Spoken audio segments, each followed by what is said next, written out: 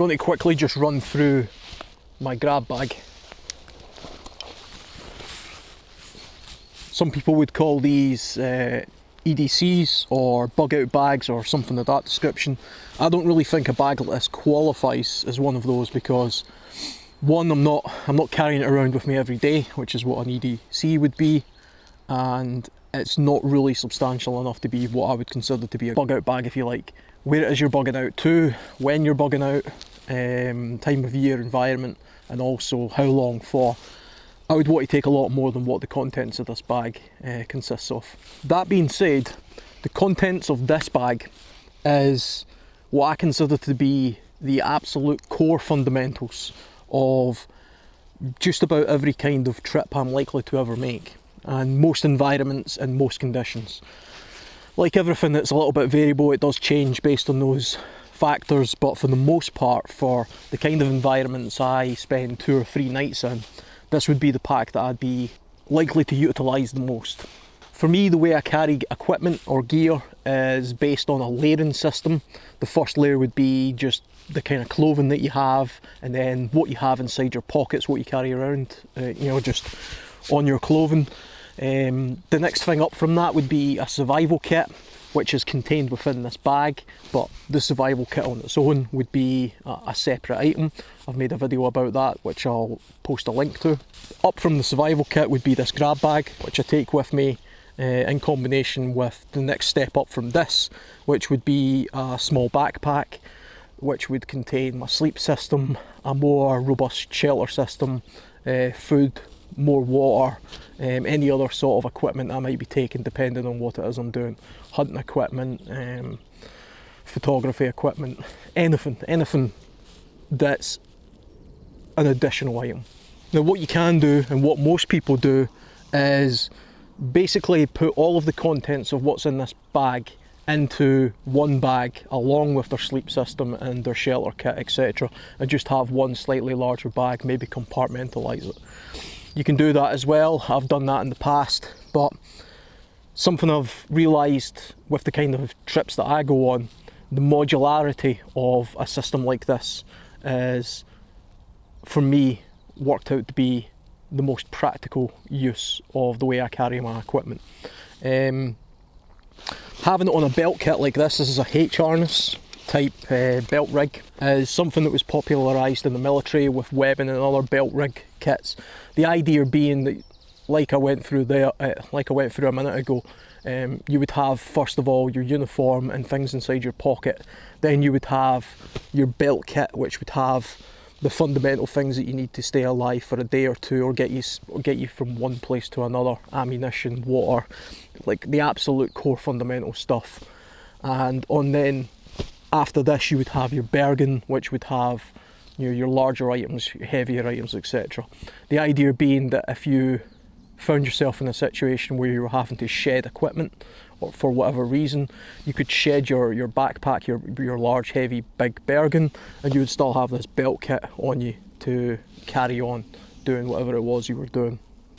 Another advantage of having a separate belt system or small bag system like this, as opposed to having everything in one bag, it means once I get to a campsite, I can take off my larger bag, set up my base camp, my shelter, my sleep system, put my food away, all that kind of stuff, and then I can do things like go on day hikes or move away from the camp for whatever reason, but while still having with me the fundamentals that I would need should I need them for whatever reason. If I was to get lost for a day or two in the woods, or it was a particularly long hike and I wanted a means to filter water, have a little bit of quick emergency shelter, light a fire, any of those kind of things.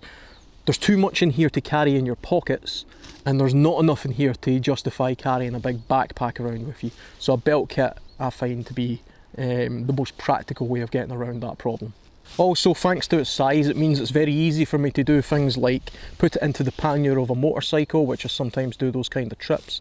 I can put this inside a kayak or canoe very easily, it doesn't take up a lot of room.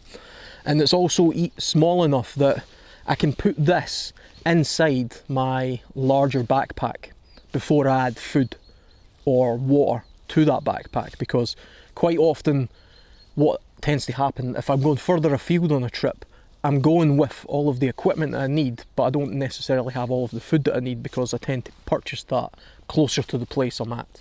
So what I can then do is, once I get to the place I'm going and make my first supply stop, if it were, I would take this out of my main bag, and that would leave a void for me to then fill with food and water and, you know, whatever else I needed for that particular journey. So just very quickly looking at it externally to show you what's on here is, like I say, a H-rig type system. Fits nicely at the base of your back. You do get bags of these types of varying qualities. This one I think is called a Foxtrot 2 or something.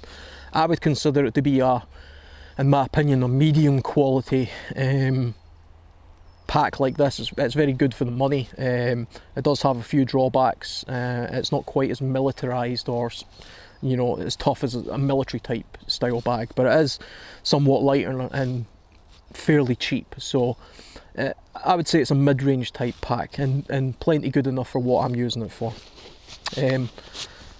I've added like a carabiner hook here just to the top of the grab handles, just so I could easily put it onto trees and things like that, so I can organise things a little bit better without having to put it down on the ground should I need to do that. I tend to do this a lot when I'm in places, and it's a good habit to get into if you visit tropical areas and things. You don't want to be putting things down on the ground anyway. So just on the outside of the pack where the belt systems are, I've added a dump pouch to one side. That's particularly handy for doing things like if you're out collecting tinder or something like that, or you just come across something of interest that you want to carry. That's a nice convenient place to put it. You can also just store, you know, gloves, hat, anything like that in there, and it keeps it nice and accessible.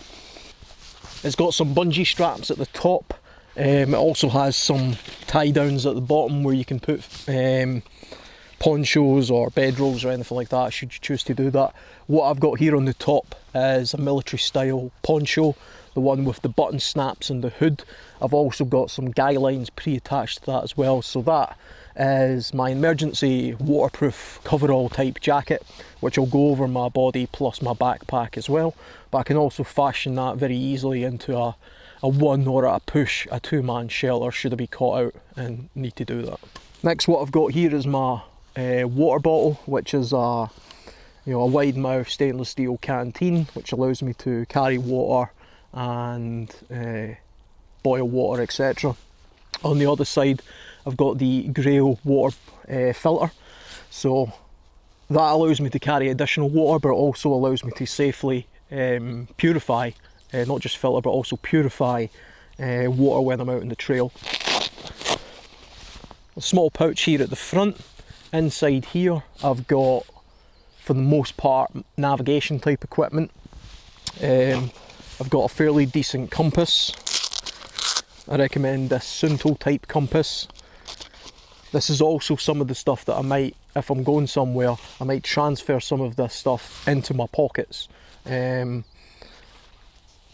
for the most part, this is where I tend to carry this kind of stuff. So, compass, a little pace counter, which comes in handy for navigation and a few other things that I use it for. It's just an easy way of keeping note of things with paces. Mine tape or blaze tape or marker tape, whatever you want to call this. Basically it's just a high visibility, waterproof, non-adhesive type tape, which you use for things like tying little bits to trees to blaze a trail or mark something, an area with a visible piece of tape. It's a useful thing to carry. It doesn't take up much room. The only other thing I really keep in here as well is a small knife sharpening stone. Okay, so getting into the main body of the bag now.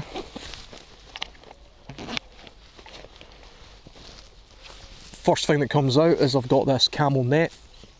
This is a cotton camel net. A long time ago I moved away from carrying things like cotton bandanas and stuff like that. I found this to be a more practical solution because it has more uses in my opinion. It acts as a type of towel. You can use it as a scarf. You can use it as a thing to put down on the ground for you to sit on or lay equipment on, which I'm going to do this now, but it's also very good as a camel net.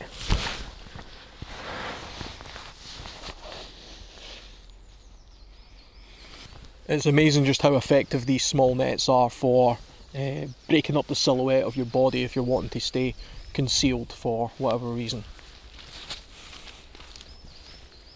Next up, what I've got in here is number 36 Bankline. You can carry it a little bit better than this. Because I recently went through a roll of this doing another project, a building project. This is just how it comes when you buy it.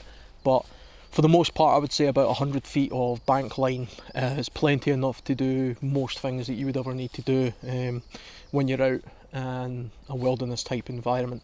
I moved away from carrying paracord some time ago also, because I tend to find that Bankline is a more practical use. It's lighter, it's somewhat cheaper in terms of what you get for your money, and the strength of it is just as good for anything I'm likely to need. As I mentioned before, my survival kit is contained within this grab bag. Well, in actuality, my survival kit is inside this metal drinks container, and I've made a separate video about this. You can go and check that out. I'll leave a link to it. But my survival kit's within this container. I use everything in that survival kit. It's not just there to take up space or weight. This drinks container is my drinks container that I use when I'm out as well, so it's not just an empty vessel that's taking up space and weight. I've also got a fairly decent roll of Gorilla Tape on there as well, which is also part of my survival kit. Overpriced, long-handled titanium spoon. I do joke about it being overpriced because it is, but to be honest, it's lasted me a long time. It's very good, and the long handle makes it nice and easy to get any packs. So a decent spoon. I carry 6 tent pegs, plastic tent pegs, the sort of very cheap but very tough type. It's just a lot easier to carry tent pegs than it is to try and make tent pegs outside. If you need to make a longer tent peg or whatever, and you want to go and fashion one or whittle one with a knife, then you can go ahead and do that as well. But for the most part, all you want to do if you're caught out in a rainstorm or something and you want to quickly get a shelter up, it's nice to just have the pegs ready to go. They don't weigh much, they're very cheap, they don't take up a huge amount of room. 6 I tend to find is the optimum amount for me. I have tried taking 2 and 4 before, but 6 I find to be the best number for every likely practical use that I'm likely to want them for. Get the plastic ones as opposed to the aluminium ones, because it then also becomes a means of surefire. If you light one of these on fire, it will burn and drip for quite a long time, and it's very easy to get fire going when you have something like a piece of plastic to get the initial fire started. I've got a saw. I tend to find that a saw like this is more practical than an axe. I don't tend to take axes with me anymore unless I'm in a particularly cold environment or somewhere with the hot tent and stove where I know I'm going to be processing a lot of wood. For the most part, the diameter of the wood I'm likely to be cutting, this is more than enough to saw that wood, and I can split or baton the small pieces of wood with my fixed blade knife, no problem. So I don't really need an axe. So a small saw. Got this small pouch. I suppose you could call it a utility pouch or a possibles pouch or something like that, but really all it actually is midge repellent or mosquito repellent. Midges are a big deal where I come from. Midges are more of a concern in other countries, so I've got some of that. A small repair kit. It's nothing fancy, it just allows me to repair air mattresses and holes in material for tarps and things like that. The Toiletries bag also has a small additional metal peg in there as well, and a few little anti-tick sort of tweezers in there as well, and an additional cigarette lighter.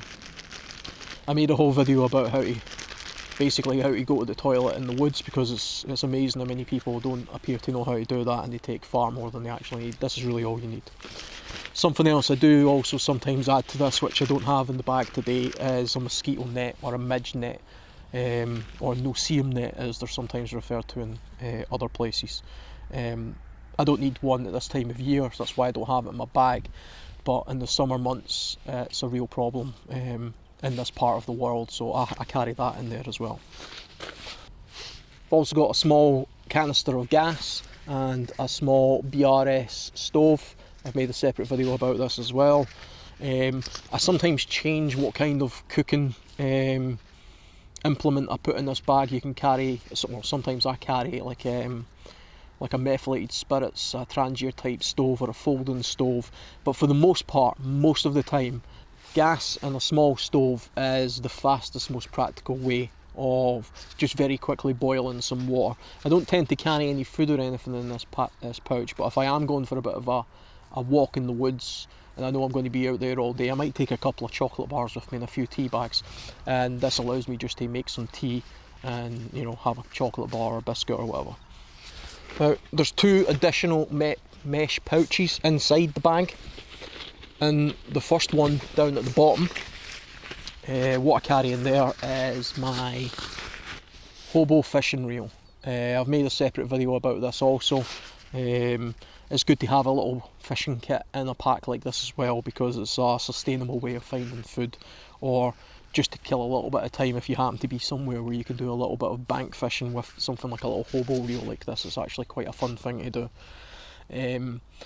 All of the fishing equipment is inside the handle that I need. You can adapt this so it's suitable for fresh water or sea water, or sometimes even a little bit of both. It's a good thing to have. I made a separate video about this, I'll leave a link to that as well. Just make sure that you keep it up to date. You know, you change the line every couple of years at least, and you make sure that the stuff inside it isn't deteriorating in any way. Okay, in the top mesh pouch, this is the pouch that I tend to go into the most if I'm just needing some quick access to something. So in there I've got cigarette lighter, head torch. You carry some spare batteries with you as well if you think you're going to be out long enough. Some means of quickly starting a fire. These are, well, it's a mini inferno tin. I've long since used the mini infernos and now make my own of these sort of wax discs. I've made a video about how to make your own ones of these. They're very effective. And a flint and steel. That's pretty much it. I don't carry anything else, and I tend to find that this is the fundamental pieces of equipment that you need should you find yourself in a wilderness environment.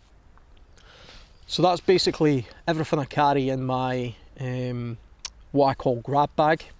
It's just the bag that I grab on pretty much every single trip I go on, and it's the bag that I tend to carry on my person the most when I'm out and about. Even if I'm moving away from camp, I still have this small bag with me.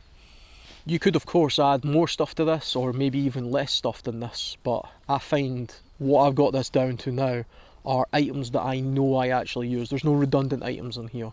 There is a little bit of excess with some of the items. I don't need as much Bankline as that generally, but you know, I don't find it's much of a hassle just to carry a roll like that, then take off precisely the amount that I think I might need.